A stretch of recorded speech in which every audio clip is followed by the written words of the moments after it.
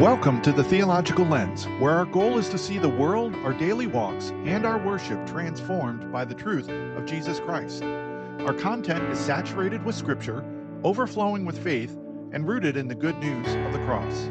Each episode will proclaim the name of the Lord, calling us to submit to His ways and live lives that glorify Him. With hearts full of thankfulness, we'll explore how Jesus shapes everything, our decisions, our worldview, and our worship, always pointing back to the hope and transformation found in Him. Hello, and welcome to the Theological Lens. My name is Dr. Buchanan, and I am so glad that you've joined me today. We have been working through a series of topics that I have called Lessons Learned in the Dark. And I've called them that because they are lessons that God has been teaching me through some difficulty in my life. The subject that I want to address today is how expectations can sabotage our sense of appreciation of a moment, or they can stop the gratitude that we should be nurturing in our lives. And I'm going to use a couple examples from my own life to guide us through how sneaky expectations can be and sometimes how they can show up in some unexpected places. Now, when I got married in 1995, I felt like I was ahead of my peers. I felt like, I was probably in a better place than most brides. And after all, I had graduated with a degree in counseling, and I had even taken a class called The Christian Home. So surely I was more equipped than most for the challenges that marriage could bring. I thought I was ready. I was grounded. I was prepared to be the first woman to get married who was realistic and aware of the potential pitfalls. And I believed that I had all the strategies that I would need to resolve any conflicts that might arise. And I really honestly didn't expect us to have a lot of conflict. Why would we have that? We are so in love. Surely we won't have any conflict. And just because there were people around me that seemed convinced that some conflict would come up, then I felt like I had developed the appropriate strategies to address those. And James and I would have no problem handling anything very well if it did come along. Now, we had dated for over 3 years. So I had lots of times to build castles in the sky, lots of dreams about how our marriage would go and what living together would be like. And I planned that it would be just so wonderful. We would spend all of this time together, and it would be everything that we had hoped it would be. Unfortunately, things did not turn out immediately idyllic like I hoped. In fact, because we had opposing work schedules, time together was more difficult to come by than it had been in college. And certainly I thought that when we got married, we'd have more time together, not recognizing that a collegiate schedule is generally not a realistic one for people who are working. So we didn't get breakfast, lunch, and dinner together. Instead, we had to deal with the challenge of not having as much time together as we had hoped. And I remember one night that I got home before James did. And like a good wife, I got out the recipe cards and I put together a lovely dinner. And as I was cooking that dinner, I was actually planning out the entire evening. I figured that I knew exactly how it would go. James would come home and he would come in the door and he would say, "Hi, honey, how was your day?" And he would come over and he would kiss me on the back of the neck. And I would tell him a little bit about my day. And then I would say, "Honey, I know that you would like to help, but I'd like you to just sit down and rest. I appreciate you so much. I want you to rest a little bit before dinner." And then he would sit down and rest, and I would wrap up dinner. He would be very grateful that I let him have that time. And then we would talk about our days over dinner. We would wash the dishes together. Maybe we would end up cuddling on the couch watching a movie that I enjoyed. Like, I had our conversations planned out. I had our activities all planned out. And the problem is, even though I had scripted our entire evening, I had not given James his lines. And what I found is that instead of walking in the door and greeting me and kissing me on the back of the neck like I had supposed, James walked in the door, dropped his bag, and headed for the bathroom. And I thought, well, hello to you too. And he came out of the bathroom and he walked right into the living room and turned on ESPN. And I thought, well, that is so rude. I guess you didn't want to know about my day. I guess you didn't want to talk to me. And there's something ironic about the fact that I had planned to let him rest before dinner anyway, but I planned to let him rest because he really had offered to help me. And he didn't offer to help me. He just went to sit down, not even thinking about the fact that I was making dinner. And and I found I was really mad, even though he was in the exact same spot that I expected him to end up. He had gotten there through a different path, and I was put out. And through the evening, my irritation just built and built and built until we were headed for bed. And I said, can we talk about what happened tonight? And my husband had no idea that I had been irked the entire night. And it took me a beat to recognize that the reason I was upset is because I had built up all of these expectations, and they weren't realistic expectations. And James didn't even know about those expectations. But those expectations had destroyed any sense of appreciation that I had for anything he did that night. And they certainly destroyed any sense of gratitude that I might have had. So then I learned my lesson, and I never let expectations get in the way again, right? That's how it works, right? Except they definitely came up front and center this week. James and I, in the middle of this week, moved our youngest two children off to college. And again, this story probably starts with my very misguided confidence that I was not going to struggle in the way that so many families struggle. After all, as someone who has been on the other side of this for decades, I was a residence director in a girls' dormitory for 16 years, and I was a college professor for 24 years.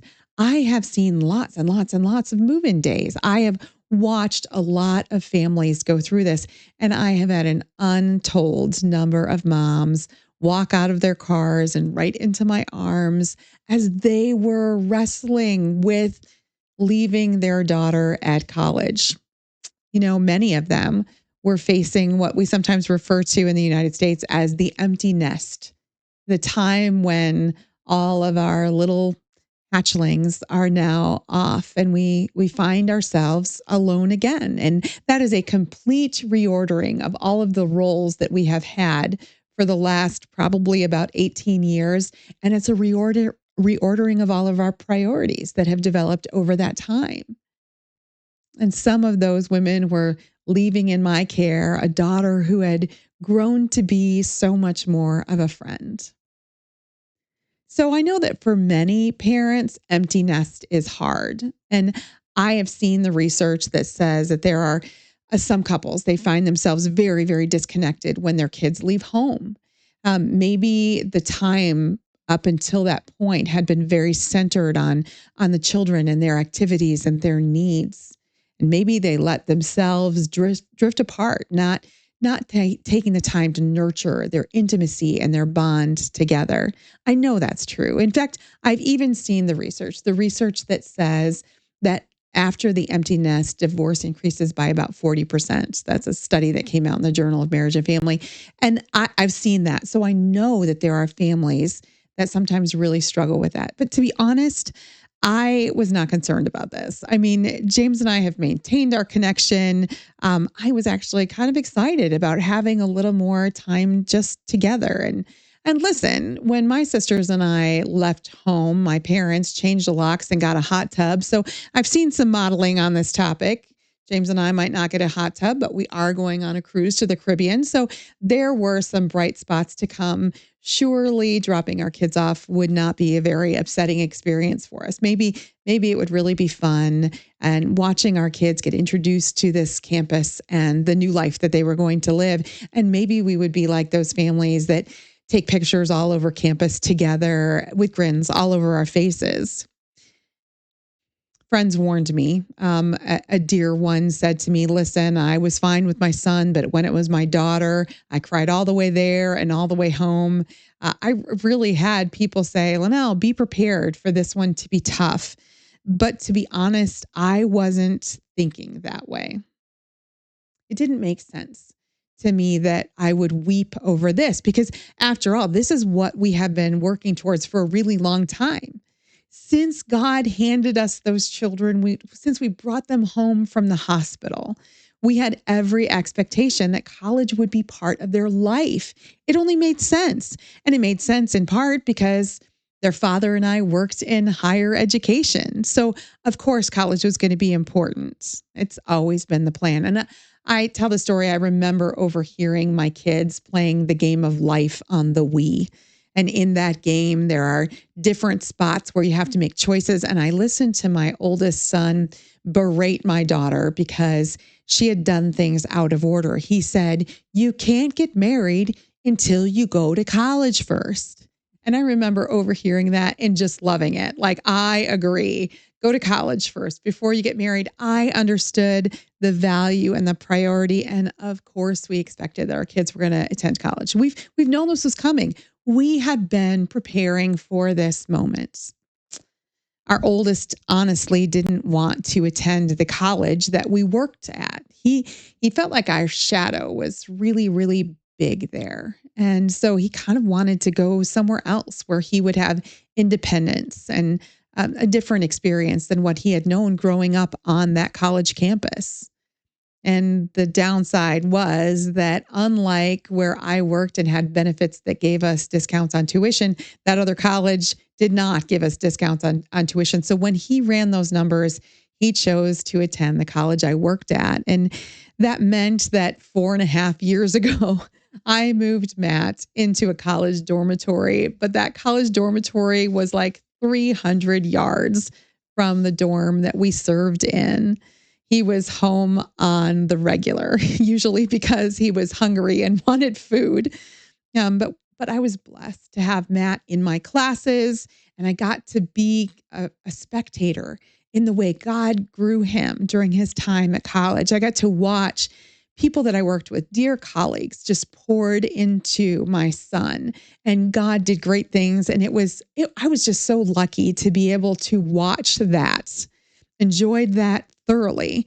And honestly, it meant that we expected that Chris and Beth's situation would be similar. They would follow in their brother's footsteps, and they would end up at CSU, and we would be right there, just so close. And in fact, unlike Matt, who wanted to spread his wings and go somewhere else, Beth was very, very excited about doing college with mom right there. She was excited about stopping by and spilling the tea about her day, and she was excited about taking the very major that I ran. I was excited about that too. But this week, all of those details were different than what we expected. The sign that we passed on the way onto campus said Cairn University, not Clark Summit University. As we walked into Bethany's dorm, we did not see the RD that she has been building a relationship with for years. We didn't see the one that she respected and couldn't wait to learn from, loved spending time with. Then I didn't turn Chris over to the RD who I consider a friend, who knows Chris, who gets him, who was so good at drawing him out and engaging his wit. In fact, as confident as I was that I was ready for this transition, I truly, truly was unprepared for the deluge of emotion that emerged. And that deluge was sometimes tears, and sometimes it was some different kinds of emotions. And it was hard because for years, as I expected my little birds would stretch their wings, I thought that first flight was going to be really short. I thought maybe it too would be 100 yards down the road, maybe 300 yards down the road, but I didn't think it was going to be far away from me. And I thought that it would be a landing that wasn't far away. I could keep my eyes on them, and they would be where I knew and trusted everything. As we moved Chris and Beth into this new collegiate experience this week, we recognize that it will be markedly different than what we expected. In the middle of that, I found myself irritated and honestly petulant. All of those violations of our plans ticked me off. because all I could see is the comparison where I felt these new plans were not as good as the old plans were. The dorms, they just didn't seem as well designed. The furniture in the dorms didn't seem nearly as convenient or flexible.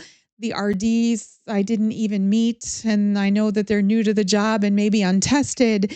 And the negative comparisons in my head just built more and more and more. Can you believe that this college that's supposed to have the same mission as my college had would dare to do things differently than we did them? I mean, the nerve of those people. I mean, clearly if they're not doing them the same way we did them, they're not doing them as well, right? Right? I mean, I think I had some cocky hubris in there that would assume those kinds of things.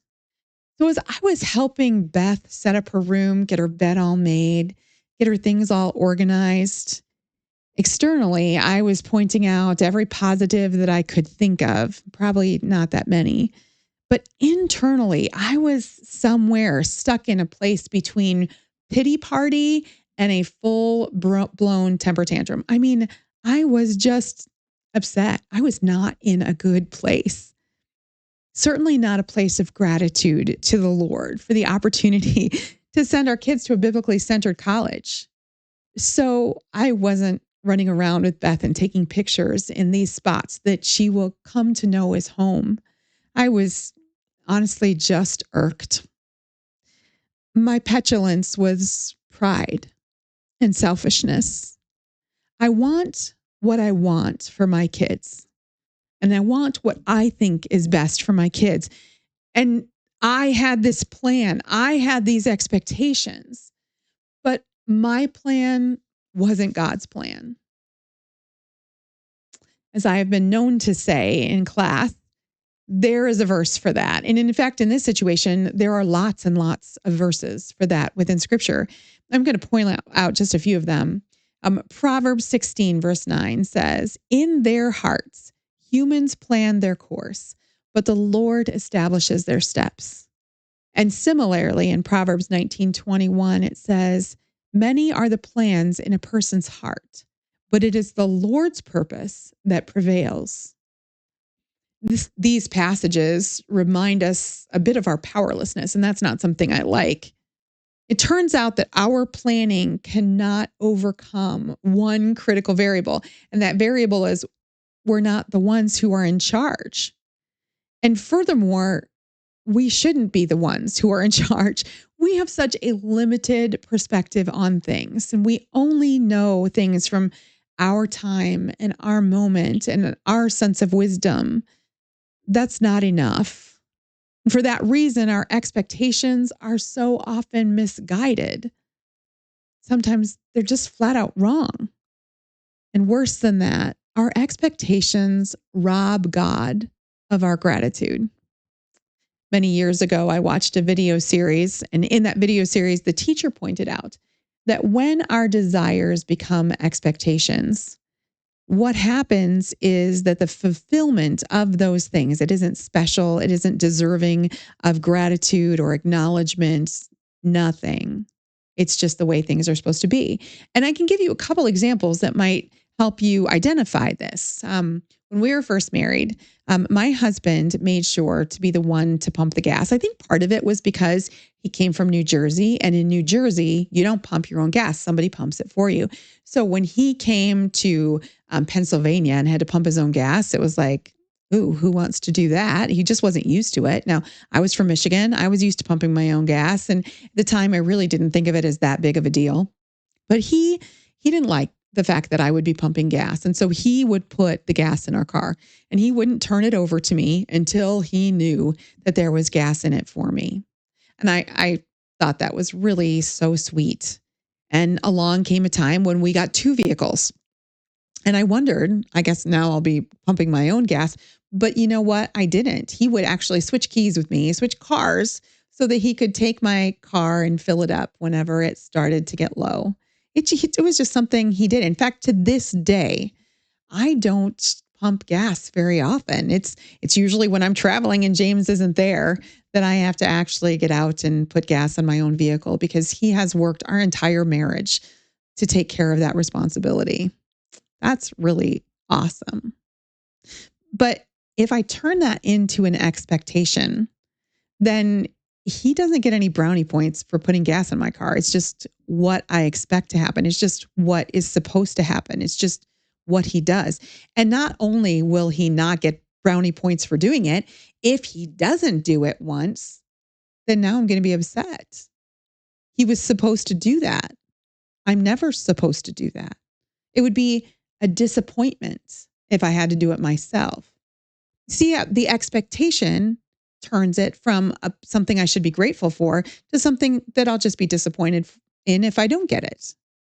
Now, here's another example. I had two girls in the dorm who were roommates. And early on in the year, every Friday, one of the girls, as she was leaving work, would swing by Dunkin' Donuts and she would get herself a drink. And she started getting an iced coffee every Friday for her roommate, just a little pick me up, just a kindness to her roommate. Every Friday, she came in with that iced coffee.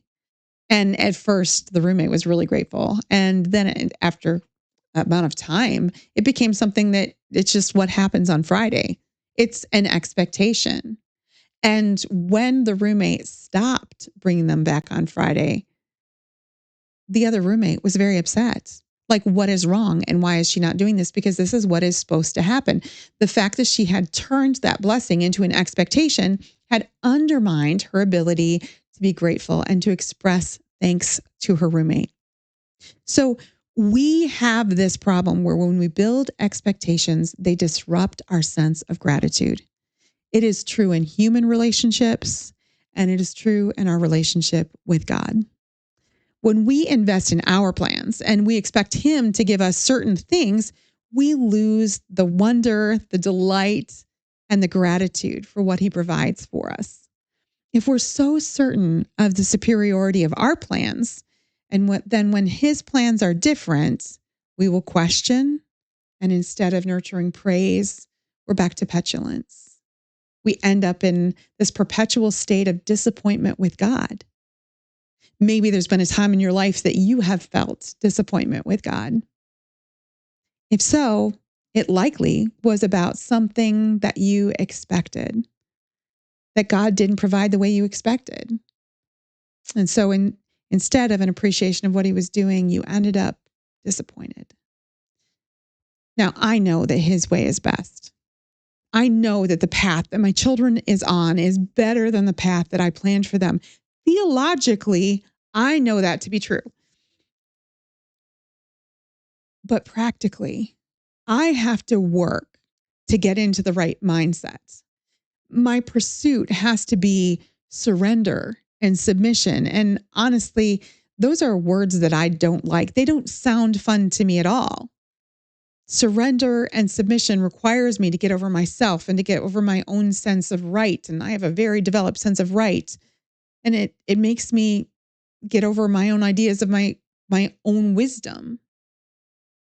And I recognize that what God calls me to is a state of full capitulation to His will, of full acknowledgement of the better part of His plan. I need to get to that place where I will really surrender to Him. And the only way to get to that place is with a lot of faith. That's what it requires. Now, I like the definition of faith as living in confidence that God is who He says He is and that He will do what He says He will do. Hebrews teaches us that this true faith is evidenced by trusting when we can't see. So for the last several years, I could see how God could have continued to grow and shape my children at CSU. I absolutely could see the path forward. I could see that they could be involved in this thing and they could be touched by this teacher, and they could be ministered to by this RD, and I could see all of that laid out so clearly that honestly, it would not have required a lot of faith on my part. But God had other plans, and I think those plans involved both growing my kids, but also growing me as He's growing my kids. I recognize that these plans are plans that are for my good, and they are for Chris's good, and they are for Beth's good. They are good. I might not know the RDs, the deans, the professors, although I've met most of the professors, and I believe that they clearly love the Lord. I do know that God rules our paths. So, what I have to do is exercise some faith. I need to wait in anticipation of God's continued work in all of our lives, my hearts, my kids' hearts. And I have to know that His plan will bring exponentially better outcomes than my plans ever could. So I'm trying to leave behind my expectations. I'm trying to nurture and pursue praise and make lists of His many good gifts in the middle of this moment. And maybe I am alone in this battle and you've never run into this kind of dark. But maybe you've struggled with something like this. If you have, or you are currently struggling with your expectations that are unmet or being met differently than you had hoped, and you're wrestling with a deep disappointment with God, if it's something that has become an obstacle in your faith, I think you have to examine, how do these develop, and how does my pride continue to nurture petulance instead of praise? And I can't tell you that it will be easy, because my path isn't easy right now either. I'm wrestling. Some moments I'm winning and some moments I am not. But I can tell you that there's never been a time in my past that surrendering to the Lord has given me something that I've regretted. So I got to keep practicing and I got to keep working with it. And if you're wrestling with something and you want to share it below, I promise I'll pray for you. And if this is something that I can encourage you in, I would love to continue to do that. I want to tell you that I know we are all wrestling with different aspects of our walks with God. Don't stop fighting. Don't give in to disappointment, and don't give in to a demand that God do things the way we want them done. We will end up with so much less than His good gifts have planned for us. Those are my thoughts, and I hope that they encourage you. And if they did, I hope you'll share them with somebody else today. Thanks for being with me, and I'll see you next time on The Theological Lens. If you enjoyed what you just heard, we invite you to like the episode and, if possible, leave a positive review. If you know someone who could benefit from this content, please share it on your social media. We also ask that you subscribe and follow so that you don't miss any of our upcoming episodes. We are so glad that you chose to be with us today. We hope that you will join us again next week on The Theological Lens.